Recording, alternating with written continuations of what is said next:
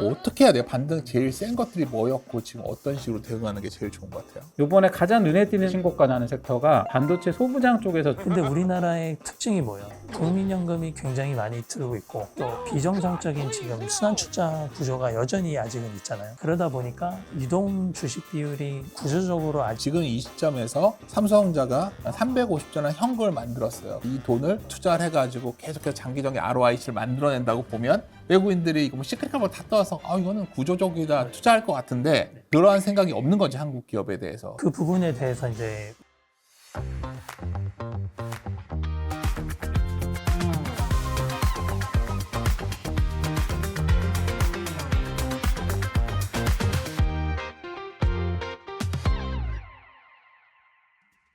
안녕하십니까. 반갑습니다. 오랜만에 뵙습니다. 잘 지냈습니까? 하여튼 뭐 시장이 하여튼 오늘 어떻게 됐든 간에 굉장히 강한 반등장이 나왔는데 반등이 나왔고 이게 얼마나 지속될 수 있을지 그리고 최근에 한국 증시가 이렇게 올라왔음에도 그렇고 왜 이렇게 밸류는 저평가잖아요. 네. 외국인들 시각이 어떤지 뭐 그런 거 갖고 얘기해 오늘은 좀 시장이 좀 진지하게 네. 그러면서 당연히 웃고 그러겠지만 이렇게 해볼게요. 그래서 제가 좀 질문들을 몇 개 가져왔는데 좋은 얘기부터 하죠. 반등이 엄청 강하잖아요. 네. 이현원 시장님. 어떻게 해야 돼요? 반등 제일 센 것들이 뭐였고 지금 어떤 식으로 대응하는 게 제일 좋은 것 같아요? 일단은 6월장이 코스피 기준으로 고점 대비 한 16% 정도 조정이 나왔었고 장중 기준으로 이제 3월 달에가 이제 고점 대비 저희가 이제 MDD라고 표현을 많이 하는데 3월 조정장이 이제 MDD가 20% 조정이 나왔었거든요. 그리고 이제 6월이 한 16% 정도 이제 조정이 진행됐다가 이제 올라오고 있는데 어쨌든 결과적으로는 처음 전쟁이 벌어졌던 달보다는 이제 고점 대비 낙폭으로는 좀 변동성이 좀 축소되면서 일단은 좀 일단락되고 있는 분위기라서 일단은 그 3월보다는 조금 낮은 약한 강도의 조정이 좀 지나갔다 이렇게 좀 정리할 수 있을 것 같고요. 저희가 일단 뭐 장이 빠졌다가 올라올 때 이제 시장에서 이제 뭐 트레이딩하거나 좀 적극적으로 매매하시는 분들 같은 경우에는 가장 중점적으로 보시는 게 어떤 섹터가 이제 회복력이 빠르냐를 가장 먼저 보거든요.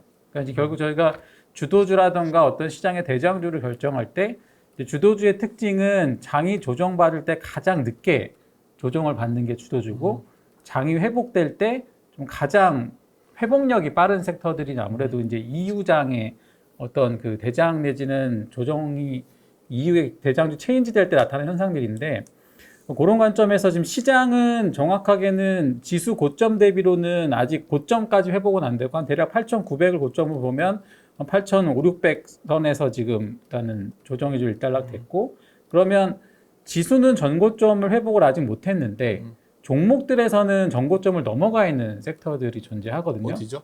그게 대표적으로는 이번에 가장 눈에 띄는 거는 이제 소부장이라고 불리는 반도체 섹터 내에서 이제 완성 반도체 만드는 이제 삼성전자 하이닉스보다 먼저 이제 신고가 나는 섹터가 이제 반도체 소부장 쪽에서 좀 의미 있게 나타나는 것 거기서 같고. 전장이 좋았더라고요. 네, 특히 이제 장비 같은 경우에 뭐 우리가 전공정 장비라고 불리는, 그러니까 이제 그 장비 투자할 때 앞단에 들어가는 전공정 장비들 같은 경우가 대다수 종목들이 지금 이제 그 조정 대비 신고가를 좀 나타내고 있고, 그다음에 이제 전공정 장비 외에 일부 소재주들이나 후공정이나 혹은 이제 뭐 기판 쪽에서도 지금 이제 6월 뭐 4, 5일 고점 대비 이미 시세가 넘어가는 업종들이 나타나고 있거든요. 그래서 보통 이제 뭐 더 시장이 지나봐야겠지만 또 조정이 나타났을 때 먼저 신고가 나는 섹터가 여기서 장이 더 진행된다고 했을 때 그 이후에 상당히 주목해야 된다는 게 좀 정석 같은 플레이인데 그런 면에서는 일단 소재 뭐 소부장 중에 특히 장비 또 그 뒤에 있는 뭐 부품이나 이런 쪽들에서 좀 의미 있는 신고가가 나왔다. 그래서 이쪽들이 좀 이후장이 좀 진행되면 좀 눈에 띄는 섹터가 될 수 있을 것 같습니다. 궁금한 게 뭐 섹터 얘기하셨으니까 최근에 저번 주에 조정이 있을 때 또 가장 단단했던 게 백화점 주식 뭐 이런 거였잖아요. 맞습니다. 네. 그리고 오늘 의외로 강했던 거는 최근에 어떻게든 금리 때문에 좀 할인율이 올라가니까 수주업체들, 수주 베이스 업체들 네. 뭐 예를 들어서 뭐 조선이라던가 전력 인프라 이런 것들이 약했었는데 오늘 굉장히 강했는데 그런 네. 것들은 별로 주가가 고점을 못 넘어간 게 별론 거예요? 그 별로라기보다, 그러니까 우리가 이제 예를 들어서 뭐 종목을 하나 찍어서 간다고 하면은 그 순서를 세울 텐데, 뭐 그런 면에서 어쨌든 강도 면에서는 소부장이 1등이었던 것 같고. 근데 이제 그 말은 1등이었던 게 계속 제일 이쪽을 해야 된다. 지금 오늘은 이제 많은 분들이 궁금해할 거니까. 제 기준에서는 시세가 강한 섹터가 비중은 더 많아야 되는 거죠. 오케이. 예를 들어서 우리가 뭐 전력 인프라나 뭐 소비주나 유통이나 혹은 원전이나 사실 한 종목만 몰빵 투자하지 않으면 대부분의 투자자들은 뭐 저를 포함해서 보통 포트폴리오를 구성해서 가게 되는데, 그랬을 때 결국은 각 섹터 비중을 몇 프로 설정할 건지가 결국은 가장 메인 전략들이 되지 않습니까? 그럼 이제 제가 볼 때는 뭐 전력기기라든가 이런 섹터들이 분명히 지금 장에서 가져가야 되는 한 축은 맞는 것 같고요. 근데 봤을 때 그러면 이번에 먼저 신고가 난 섹터보다 신고가가 늦게 난 섹터를 더 많이 가져갈 거냐? 이거는 이제 개인의 판단인데, 그냥 제 기준에서는 어쨌든 섹터의 비중 자체는 신고가가 먼저 난 섹터를 더 많이 가져가는 게 맞는 것 같고. 신고가를 많이 낸 섹터지만 그건 어차피 시총 규모가 크지 않으니까 네. 누가 그래도 지금 시장에 제일 숫자가 적고 한국 증시 저평가 원인은 삼성전자, 하이닉스 두 종목이잖아요. 그렇죠, 네. 근데 결국은 다시 이게 가야지 시장의 위가 열리는 거 아닌가요? 두 종목이? 근데 이제 그런 거죠. 그러니까 사실 그렇다고 보면 시장이 삼성전자, 하이닉스 중심으로 랠리를 갔던 게 올해 상반기 장, 네. 특히 이제 한 4월달, 5월달 장이었는데, 과연 이 두 종목이 랠리를 할 때 이 온기가 시장 전반에 확산이 됐었냐를 생각해 보면, 사실 기억하시겠지만 4월달, 5월달 장의 특징이 지수는 굉장히 많이 올라갔는데 상승 종목의 개수는 굉장히 적었거든요.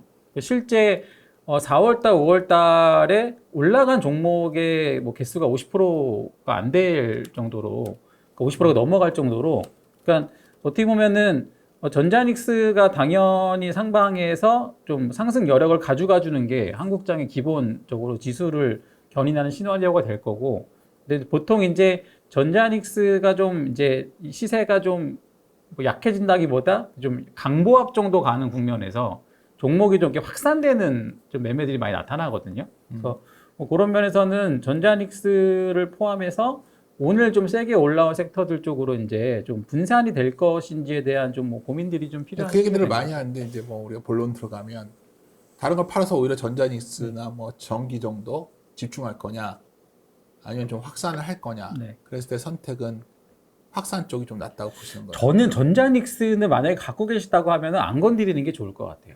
그러니까 이게 전자닉스를 팔아서 다른 종목을 사는 장이 아니라 전자닉스를 내가 보유하고 있으면서 전자닉스가 없는 종목 군내에서 어떤 쪽으로도 배분할 거냐의 싸움이기 때문에, 기본적으로 우리가 만약에 시장을 이기기 위해 투자한다라고 뭐 예를 들어 전제한다고 하면 이쪽 섹터가 워낙 시총 비중이 크기 때문에 이거를 비워놓고 다른 거에 베팅을 해서 시장을 이기겠다는 아이디어는 사실 굉장히 어떻게 보면 지수 구성 면에서는 모험적인 아이디어거든요. 그런 면에서 전자닉스를 팔아서 뭐 다른 쪽으로 분산한다는 개념보다는 전자닉스는 갖고 있는 걸 들고 가되, 이게 뭐 100% 전자닉스가 아니라고 하면 나머지 이제 그 포트에 있는 비중에서는 이제 뭐 대표적으로 이번에 신고가가 먼저 났던 소부장 쪽이라든가 아니면 말씀 주신 뭐 전력기기라든가 이런 쪽으로 이제 배분이 되는 거죠. 근데 약간 뭐 전자닉스 뭐 싹 팔아서 뭐 예를 들어 코스타로 싹 넘어가고 이런 투자는 사실 이번 장은 특히 좀 지양할 필요가 있는 것 같은 게 4, 5, 6월도 마찬가지인데, 아까 앞서 말씀 주신 것 중에 변동성이 굉장히 큰 시장이거든요. 그래서 어떻게 보면 제가 최근에 상담 많이 하는 것들 중에서도 굉장히 좀 급격한 포트폴리오 변화 주신 포트폴리오 중에서 그러니까 이 변동성에 좀 이렇게 휘둘리는 계좌들이 되게 많이 나오더라고요. 그러니까 왜냐하면 이게 하루에 지수가 8% 빠졌다가 8% 올랐다가 뭐 개별 주식들이 10% 올랐다가 다음에 10% 올라가는데, 이게 오늘은 올라가니까 이 포트가 맞는 것 같은데 또 오늘은 빠지니까 이 포트를 파는 게 맞는 것 같은데, 일주일 지나 보면 사실 아무것도 안 하는 것만도 못한 이런 지수 상황들이 좀 이어지고 있지 않습니까? 그래서 그 개인적으로는 어쨌든 뭐 앞서 말씀드린 것 중에 신고가는 섹터를 물론 우선적으로 봐야 되지만, 여기서 막 내가 갖고 있는 주식이 100인데 이 100 갖고 있는 주식들을 막 한 섹터를 싹 팔아서 저쪽으로 싹 넘어가고 다시 바닥에서 기가 막히게 잡아가지고 위에서 때리고 이런 매매는 할 수도 없을 것 같고 특히 이런 장에서는 이런 식으로 포트의 변화를 너무 많이 주는 포트폴리오는 결국은 변동성에 약간 녹아서 좀 시장을 이기지 못하더라라는 게 제 관찰의 결과라서 이런 점을 좀 참고하시면서 매매를 하셔야 돼요. 구독, 좋아요, 알림 설정은 사랑입니다. 그럼 말 나온 게 변동성 얘기 좀 할게요. 네. 사실 그렇게 하루에 뭐 10%다 8%다 8% 빠졌다 이러면 네. 투자자들 입장에서 그렇게 불편하잖아요. 네. 우리 투자자라는 게 뭐 우리만 있는 게 아니라 외국인들도 있을 네. 텐데 외국인들은 이 변동성을 그렇게 불편해하지 않나요? 뭐 대부분 불편해하죠. 네. 그러니까 이게 변동성이 아무래도 높으면은 좀 원래 투자를 좀 생각하던 그런 투자자들도 좀 꺼려하는 경향도 있고 이게 결국에는 미국 시장도 사실 주식 시장이 오르면서 변동성이 오르는 구간이 있긴 하거든요. 그래서 보통 그거를 굉장히 이제 불리시하다, 그러니까 굉장히 강한 강세장일 때 흔히 나타나는 패턴이긴 한데 우리나라 같은 경우에는 물론 지금까지도 계속 그 강세장의 면모를 계속 보여주고는 있지만 너무 이제 오랜 기간 동안 코스피가 오르면서 같이 변동성이 오르는 이 구간이 좀 너무 오래 지속되다 보니까 좀 장기 투자를 좀 요하는 투자자들은 좀 아무래도 좀 불편함을 좀 느끼는 건 사실인 것 같아요. 근데 이제 그렇다면은 이제 뭐 시장이 오르면서 변동성이 오르는 거는 뭐 그냥 현상인 거고, 그럼 이 현상에 대한 배경을 좀 생각을 해봤을 때 아무래도 이제 우리나라 기업들이 너무 이제 단기간에 굉장히 큰 이익의 성장세를 이루다 보니까 우리나라 금융시장, 특히 자본시장의 인프라가 거기에 발맞춰 이렇게 성장하지 못한 상황에서 너무나 이제 급격하게 많은 자금들이 들어오다 보니까 주식시장의 이게 변동성이 좀 이게 손쉽게. 인프라라는 게 무슨 뭐 설비 이런 거 얘기하지는 않을까? 전사 이런 건 잘 돼 있잖아, 한국에. 네, 자본시장의 인프라라고 하면은 결국 이제 자본금이고, 우리나라 한국 증시에 이제 시가총액이 지금 거의 작년 대비해서 거의 한 4-5배 올랐나요? 예, 근데 자본금 자체는 사실 그렇게 크게 많이 증가를 못 했거든요. 어떤 자본금들? 증권사들의 증권사 자본금 말하시는 증권사들 거죠? 자본금. 예. 그래서 이제 뭐 개인 단에서 생각을 해보면은 최근에 뭐 개인 신용 증권사에서 잠깐 열어놓으면은 곧바로 소진되고 이런 모습이 이제 저희 기관들한테서도 지금 현재 일어나고 있다. 왜냐면은 저희 같은 경우에 이제 글로벌 IB 증권사들이랑 상대를 하지만 아시아 시장이 또 이렇게 한국, 일본, 대만이 급격하게 이렇게 성장을 한 건 또 정말 2006년 이후로 처음이고 아무래도 이제 글로벌 IB 입장에서는 아시아 시장이 지금까지 규모가 그렇게 크지 않았기 때문에 자본금을 많이 갖다 놓지 않은 상황에서 시장이 급격하게 이렇게 성장을 하다 보니까 어떤 사태가 벌어지냐면은 이제 뭐 예를 들어서 헤지 펀드들한테는 인기가 많은 롱 종목들인 이제 특히 반도체 분에서 삼성전자, 하이닉스, 뭐 대만에는 TSMC, 뭐 중국에서는 CATL 이런 종목들이 6월부터는 신규 매수가 금지가 되는 황당한. 그러니까 외국인들은 자기 돈 갖고 사는 게 아니라 다 레버리지로 사요. 헤지 펀드는 다 신용을 레버리지로 거래를 하기 그러니까 때문에 더 크게 거래하니까. 네네네. 롱숏 하는 거 말하는 거 아니야? 네, 롱숏을 레버리지로 거래하니까 네. 증권사가 자본을 더 키워서 돈을 대주지 않으면 얘들이 적극적으로 네. 활동을 못 한다는 얘기를 하는 거죠. 맞습니다. 네. 그러니까 이게 비단 국내 증권사뿐만 아니라 해외 글로벌 IB들도 이제 같은 처지에 지금 놓여 있는 상황이고요. 그리고 시장이라는 게 결국에는 가격 발견을 좀 효율적으로 마찰 없이 해야 되는데 지금 이렇게 변동성이 높다 보면은 아무래도 이제 좀 사고가 날 위험들이 이제 좀 생기죠. 예. 어떤 사고를 말하는 거죠? 예를 들어서 뭐 레버리지 ETF가 지금 최근에 조금 다시 내려왔을 거예요. 장이 좀 조정을 받으면서. 근데 지금 사상 최대 AUM을 지금 계속 갱신을 하고 있었던 상황이었거든요. 근데 레버리지 ETF 자산이 이렇게 늘어나면은 레버리지 ETF를 제공하는 그런 운용사들이나 또는 그들을 돕는 LP들이 레버리지라는 게 결국에는 2배나 3배의 효과를 투자자들에게 전달을 해야 되는 역할을 하는 거잖아요.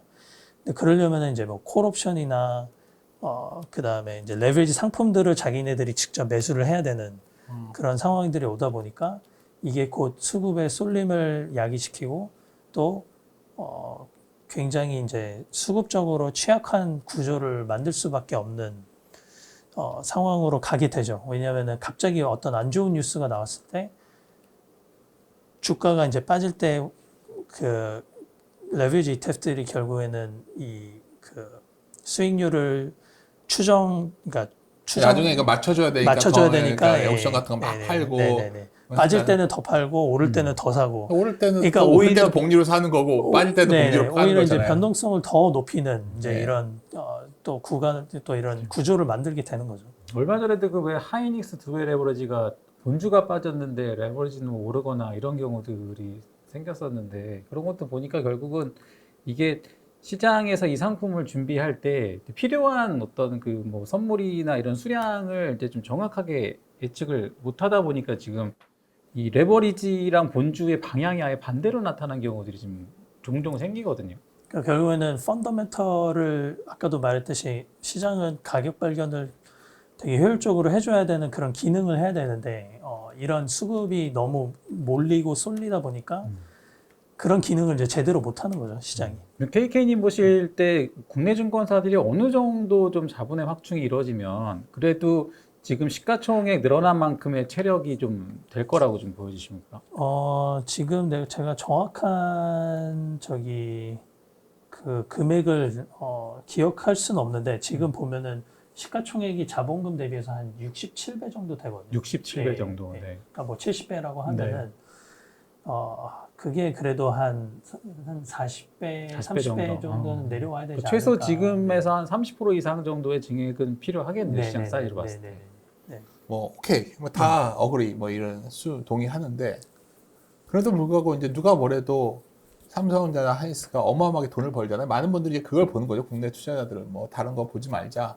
이렇게 돈 버는데 PER 지금 뭐 한 한국 증시가 뭐 이렇게 낮게 PER 유지되는 것도 그 두 종목 때문이고 이게 PER이 낮은데 외국인들이 이렇게 PER 낮았는데 왜 롱머니들은 안 들어와요? 약간 헤지 펀드들이고. 네. 그러니까 보시면은 헤지 펀드는 롱머니들이야 뭐 돈 넣어가지고 사면 되는 거 아니에요? 헤지 펀드들은 메모리 반도체를 너무 많이 사서 지금 이제 더 이상 살 수 없는 지경에 와 있고 롱머니들은 아무래도 MSCI 이머징 마켓 벤치마크로 하는 롱머니의 자금들이 많이 들어와 있다 보니까 이들의 이제 총 AUM은 한 2,300조 원 정도 되거든요. 근데 한국이나 대만 증시가 너무 급격하게 오르면서 MSCI EM 안에서 원래 가장 큰 비중을 차지하던 게 중국이었는데 대만이더라고요. 이제는 대만이고 2위가 한국이에요. 근데 한국의 비중이 21%인데 벤치마크는 21%인데 증시가 이제 너무 급격하게 오르다 보니까 이미 미리 이제 투자를 해놓은 펀드들의 비중이 20% 후반대로 뛴 거예요. 그러니까 이분들은 가만히 앉아 있는데 갑자기 이제 비중 초과가 된 상황이고 자기네들 입장에서는 한 국가가 자기네 포트폴리오에서 30%를 육박하게 차지하는 것은 명백한 리스크고 그리고 벤치마크 기준점이 21%이기 때문에 자기네들은 20% 후반이 자연스럽게 이제 비중 초과 되었기 때문에 자동적으로 지금 계속 매도가 진행이 됐었던 거고 이론적으로 생각을 해보면은 이분들이 자동적으로 매도를 해야 될 금액이 한 약 200조 원 되는데 지금 연초 대비 들어와서 외국인 아무리 우리 헤지펀드들이 전자닉스를 열심히 사도 이분들이 파는 금액이 너무나 크기 때문에 지금 연초 대비 한 140조인가 팔았잖아요. 예. 그러면은 한편으로 보면은 이제 좀 매도세의 큰 부분들이 좀 일단락 됐다고 볼 수는 있는데 저희가 또 원하는 게 그냥 매도가 그냥 멈춘다는 거를 저희가 원하는 건 또 아니니까 이게 추가적으로 그러면은 외국인들이 들어와서 한국을 더 많이 사주기를 바라는 게 또 저희의 바람이고 또 저희 주식시장을 그 지속적인 한국 증시의 이제 리레이팅을 위해서는 꼭 필수인데 그러면은 이게 AM에서 그러면은 우리가 DM을 갔을 때 그냥 DM을 간다 그래서 그럼 이게 해결되냐는 아니에요. 왜냐하면은 DM을 가도 결국엔 DM 안에서는 저희의 비중이 아마 2에서 3% 정도 될 거거든요. 그리고 MSCI는 궁극적으로는 그냥 지금 저희가 전 세계 증시에서 지금 한국 증시의 시가총액이 7위를 기록을 하고 있는데 단순히 그냥 시총이 7위라 그래서 MSCI DM 가면은 그만큼 자금이 들어오는 거 아니야? 라고 생각은 할 수 있지만 그들이 이제 작동되는 프레임워크는 그게 아니라 유동 비율 시가총액이 굉장히 그렇죠. 중요하거든요. 근데 우리나라의 특징이 뭐예요? 국민연금이 굉장히 많이 들고 있고 그리고 또 비정상적인 지금 순환출자 구조가 여전히 아직은 있잖아요. 그리고 패밀리들이 많이 들고 있고 그러다 보니까 유동 주식 비율이 구조적으로 아직은 낮거든요. 좋게 생각하면은 요 유동 비율만 조금 풀어주잖아요. 그러면은 외국인들의 자금이 굉장히 많이 들어올 수 있는 여지가 생기는 거죠. 구독, 좋아요, 알림 설정. 내가 질문했던 거는 이것도 일례적인 수급 이거 다 빼고 네네. 한국 기업이 이 정도 돈을 번다고 하면 무슨 수를 썼더라도 이 정도 돈 모으면 사고 싶어 할 수도 있잖아요. 네, 맞습니다. 그러니까 한국 기업의 이런 펀더멘탈에 대해서 그러니까 우리가 흔히 말하는 게 삼성전자를 지금 논쟁이 벌어진 게 뭐 우리 이다솔 지원자님 동일하게 묻는 건데 시크리칼이냐 아니냐 논쟁이 있는데 네. 외국인들이 봤을 때는 시크리칼로 봐요? 아니면 시크리칼이 아니라 보는 것 같아요. 여전히- 이다솔 지원자님 생각 먼저 들어볼까요? 이다솔 지원자님 생각은 어때요? 뭐 반도체는 여전히 시크릿컬적 성격을 갖고 있는 거는 맞는 것 같고요. 근데 뭐 사실 저는 뭐 외국인이랑 따로 소통하는 채널은 없어서 외국인들의 시각을 아니, 그러니까 잘 이다솔 모르겠는데, 지원자님 네네. 생각을 물어본 거예요. 그러니까 지금 어쨌든 뭐 그러니까 저는 사실 이 시크릿컬에서 좀 벗어나는 국면이라고 개인적으로 생각을 하는데, 그러니까 사실 저는 이 섹터를 분석할 때 어쨌든 이 뭐 반도체 산업의 ABC들 제가 면밀하게 하는 섹터 애널리스트는 아니기 때문에 저는 이제 헷갈릴 때는 그냥 가격을 보자라고 생각을 하는 편이거든요. 그러니까 어쨌든 간에 이 시크릿컬이라는 생각을 하시는 분들은 여기 정도에서 조정을 받아야 된다고 생각하는 뷰가 많은 것 같고, 아니다, 이게 장기 투자, 뭐, 장기 계약 내지는 AI 사이클 면에서 봤을 때 지금 이게 과거에 이제 B2C에 납품하던 거에서 B2B로 가는 사이클이기 때문에 시클적인 성격이 조금 완화되고 그쵸. 있는 걸 생각하시는 분들은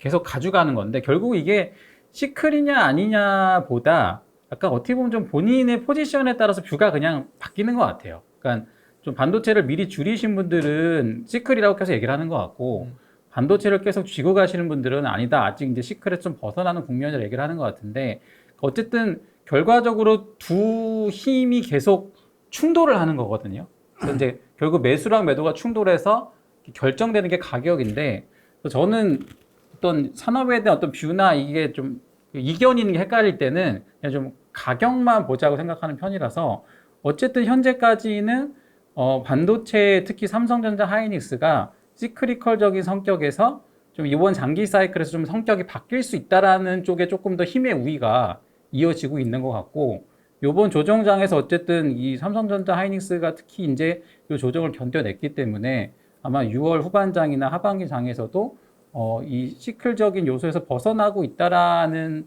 의견이 조금 더 지지를 받지 않을까라고 개인적으로 생각합니다. 생각이 드는 거예요. 그러니까 삼성전자가 지금 왜 시크를 물어봤냐면 핵심적으로 우리가 이제 밸류를 보면 전자가 한 7배가 안 된단 말이에요. 그렇잖아요, 지금. 그렇죠. 그러면 이게 단기간 내 평균 P만 적용해도 만을 가도 전혀 평균 P 가는 거거든요, 지금. 네. 그러면 이건 심플하게 지수가 이렇게 간다면 그냥 다른 거 팔아서 전자 닉스를 더 늘리는 게 제일 편한 방법이지. 네네. 그러니까 시크릿카 아니다를 떠나서 내가 지금 포트폴리오를 어떻게 짜냐 했을 때도 매우 중요한 거거든요. 그렇죠. 네. 그러니까 저는 두 가지가 있다 보거든요. 지금 여기서 그래도 다른 것라도 더 전자를 더 모을 거냐? 뭐 전자가 이제 ROE가 좋아져야 되니까 뭐 주주 환원도 한다니까 뭐 이런 것도 볼 수가 있는데, 내가 이제 오늘은 모시고서 물어보고 싶은 게 아니라 외국인을 뭘 물어보고 있냐면, PR이 싸다는데도 주가가 못 가는 게 시크릿칼이 아니라는 반론도 있을 수 있잖아요, 지금. 외국인들은 그러면 한국의 PR이 이렇게 낮은 거, 전자의 PR이 낮은 거, 이유는 뭐라고 봐요? 시크릿컬이라고 아직 시크릿칼 보는 지배적인 의견이 아직은 있고, 그러면 그거를 약간 깨볼 수 있는 이 반대 급부가 아직은 보여주지 못했다, 한국 증시가. 또는 뭐 꼭 한국 증시뿐만 아니라 이제 한국에 있는 기업들이 그런 비전을 아직 제시를 하지 못해서 좀 여전히 그런 지배적인 의견을 갖고 가는 것 같아요, 제 생각에. 이게 전자- 시크릿컬이라는 거는 사실, 그러니까 뭐 시크릿컬이라는 게 정의 자체가 이 사이클의 업다운이 심한 업종들을 얘기하지 않습니까? 네. 보통 이제 시크릿컬이라 하면 장치 산업을 얘기를 하는데 이 장치 산업이라는 게 수요가 나타났을 때 필요한 증설을 하면 최소 공급이 나타나는데 3년에서 길게는 뭐 5년까지도 걸리기 때문에 이제 막상 수요가 필요하다고 해서 대규모의 장치 투자를 했을 때 실제 이 생산량이 공급되는 시점에 수요가 그때랑 상황이 달라지면 이제 공급 초과 상황이 반복되게 되는 거죠. 그래서 뭐 잘 아시겠지만 대표적으로 철강화학이라든가 아니면은 뭐 태양광 쪽에는 폴리실리콘이라든가 그다음에 이제 뭐 조선업이라든가 뭐 반도체 대표적이고 공통점은 대규모의 자본 투자를 통해서 내가 생산 준비를 하면서 실제 생산까지 시간이 최소 한 3년 이상 걸리는 산업들에서 이제 시크릿컬 성격이 많이 나타나거든요. 그러니까 결국은 이 시클적인 산업에서도 이 수요가 나타났을 때 이 수요에 대응하는 공급의 강도가 어느 정도 수준의 공급 캐파 투자가 일어나냐에 따라서 결국은 이 시크릿컬의 그 기간의 길이가 결정이 되게 되는데 최소 그런 측면에서는 이번 사이클은 과거 사이클 조금 다른 게 있는 게 어쨌든 공급업체들이 굉장히 제한적인 캐펙스 투자를 하고 있는 거고 반면에 수요업체들은 과거보다 굉장히 긴 기간의 수요 요청들을 하고 있는 거죠. 그런 것들이 이제 가장 대표적인 게 보통 이제 시컬 산업을 뭐 한 뭐 3년, 1년 반 상승해서 1년 반 하락해서 3년 정도 주기로 업다운이 나타난다고 언급들을 많이 하는데 보통 이게 보면은 경기선행지수 사이클랑 거의 유사한 면들이 있지 않습니까? 결국은 최종적인 소비자, 그러니까 그 B2C라고 불리는 최종적인 소비재를 쓰는 소비자들의 사이클이 보통 3년 주기로 나타나기 때문에 우리가 흔히 알고 있는 시컬들의 패턴이 보통 3년 주기가 나타나는 건데 어쨌든 뭐 지금까지 우리가 확인한 것은 적어도 지금 반도체를 요구하고 있는 수요단들이 이제 우리가 과거처럼 노트북이나 PC나 핸드폰이나 개인이 구매하는 사이클이 지금 아니고 어쨌든 B2B에서 기업들이 요구하는 사이클이기 때문에 과거 사이클보다는 최소 시크릿컬이라는 면을 인정하더라도 수요의 지금 어떤 지속되는 기간은 상당히 길어지고 있는 거죠. 처음에는 1, 2년 투자하다가 말겠지 하다가 3년 차 되니까 이제 돈 없으니까 못 하겠지 했는데 어느 순간에 또 본인들이 돈을 벌어서 투자를 하고 있고 이제 할 만큼 했으니까 멈추겠지 했는데 또 채권을 발해서 또 투자를 하고 그러니까 결국은 과거 이제 우리가 익숙했던 어떤 수요의 사이클보다 더 긴 수요가 나타나고 있기 때문에 시장이 지금 굉장히 헷갈려 하고 있는 것 같거든요. 예, 수요의 장기적인 것도 뭐 네. 그들 문제니까 우리가 고민할 건 아니죠. 네. 그들이 뭐 살기 위해서 돈을 채권을 찍건 주식을 유증을 하건 무엇을 해서라도 투자를 할 텐데 이제 궁금한 건 이런 거죠. 지금 이 시점에서 삼성전자가 한 350조 돈을 건단 말이에요. 네. 350조나 현금을 만들었어요. 그럼 되게 우리가 이제 이 돈을 지속해서 이 사람들이 아마 이 기업에서 계속해서 이 돈을 갖고 또 뭔가 투자를 해가지고 계속해서 장기적인 ROIC를 만들어낸다고 보면 외국인들이 이거 뭐 시크릿컬 다 떠와서 이거는 구조적이다 맞아요. 투자할 것 같은데 네. 물어보는 게 외국인들이 그러한 생각이 없는 거지 한국 기업에 대해서. 그러니까 그게 궁금한 거예요. 저는. 그 부분에 대해서 이제 의문을 많이 품고 있죠. 왜 의문을 350조를 지금 어떻게 쓸지에 대한 자신감도 없고 불확실성. 네, 자신감이라는 게 우리 이다설 지원자님 말했죠. 예전에는 막 캐페스 투자했는데 그렇게 되면 투자 안 하고 있잖아요. 많이 그만큼은. 그죠. 근데 이제 여기서 그러면 350조를 이제 그 반도체 공장을 짓는다. 그러면 이제 그냥 바로 여기 또 시크릿컬 기업이네. 이렇게 버리는 거고. 근데 우리는 TSMC를 따라잡기 위해서 파운드리 기업을 인수를 하겠다. 그러니까 그런 전략적인 방향, 미래 비전을 이제 좀 제시를 해야 된다라고 생각을 하고 있고, 당연히 지금 단군 이래 최대 호황을 맞고 있는 한국 기업들이지만 이 이익 장세가 결국에는 성장의 기울기 자체는 이제 점차 완만해질 가능성이 높은데 그러면은 지금부터 코스피가 이제 다음 레벨로 가기 위해서는 진짜 필요한 거는 여기서는 멀티플 리레이팅이다. 결국은 이 기업 가치에 매기는 이 배수 자체가 높아져야 되는 그 구간에 저희가 진입을 했고 멀티플이라는 이 배수는 결국에는 이 매수자가 기꺼이 지불할 그 용의를 어떻게 보면 뜻하는 거거든요. 그러니까 내가 나 이 비즈니스를 위해서 6배가 아니라 나는 기꺼이 내가 15배 줄 수 있어. 이런 라는 거죠. 한강변 전망 보이니까 나 평당 뭐 네. 우리 이다솔 지원자님이 사시는 그렇죠. 곳처럼 네. 그렇게 좋은 곳이면 근데 이제 그러면은 우리나라 기업들이 그거를 지금까지는 제시는 못했는데 앞으로는 그럼 제시할 수 있냐라고 생각을 했을 때 가장 강력한 호풍은 당연히 이제 제도적으로 지금 저희가 상법 개정을 통해서 이사의 충실 의무가 이제 모든 주주로 확대되었고 또 집중 투표제와 이제 자사주 소각이 이제 명문화되었잖아요. 그래서 이 법적 뼈대가 바뀐 만큼 이제 기업들이 결단을 내려주면은 그러면은 특히 장기 대형 외국인 투자자들이 그때서는 이제 움직일 수 있을 움직일 수 있는 가능성이 굉장히 높다고 생각을 하고요. 그래서 뭐 아까도 제가 뭐 MSCI DM 얘기하면서 순환 출자 얘기했지만 생각을 해보면은 지금 삼성생명이 가지고 있는 만약에 이런 상상을 해보세요. 뭐 삼성생명이 전자지분이 자기 시총이 뭐 거의 2점 몇 배잖아요. 그럼 전자지분을 팔고 자기네들이 글로벌 탑 보험사를 그냥 사버리는 거예요. 그러면은 삼성생명의 비즈니스 그라운드가 국내의 그런 보험 사업이 아니라 글로벌 갑자기 보험회사가 되는 거죠. 달러를 벌기 시작하는 거네요, 그러면. 그러면은 그때 글로벌 투자자들은 삼성생명 주식 안 살까요? 구독, 좋아요, 알림 설정. 그러니까 네. 이거가 궁금했어요. 그러니까 돈을 저렇게 벌었는데 왜 멀티플이 PR이 싼가?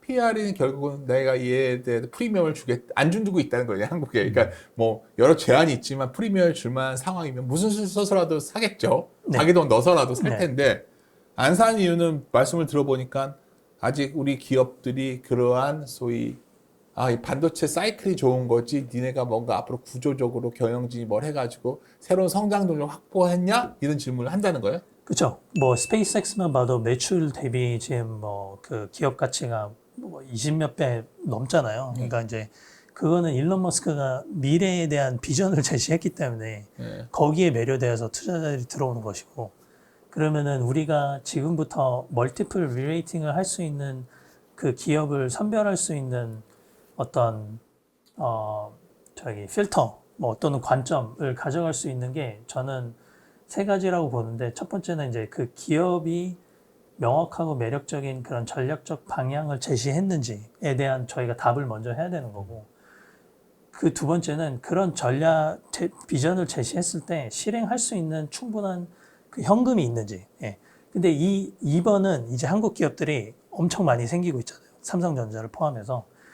그러면은 일단 기업이 좀 명확한 전략적 방향을 제시를 하고 그 다음에 그 비전을 시장과 주주들에게 액티브하게 소통을 해서 사람들에게 이제 좀 그 아이디어에 좀 매료될 수 있는 그런 캐탈리스트가 이제 필요하다라고 생각을 합니다. 굉장히 맞는 말씀인데 네. 교과서적인 답변이죠. 이거는 이제 좀 더 큰 그림으로 보자 그렇죠. 이거죠. 예. 그래서 큰 여기서 그림으로 보자. 그래서 말은 예. 더 들어가고 싶다는 얘기예요. 그래서 잠시 쉬었다가 그러한 기업들이 한국에 뭐가 있을지 얘기 드리는 거죠. 우리 잠시 좋습니다. 쉬었다가 가보겠습니다. 네.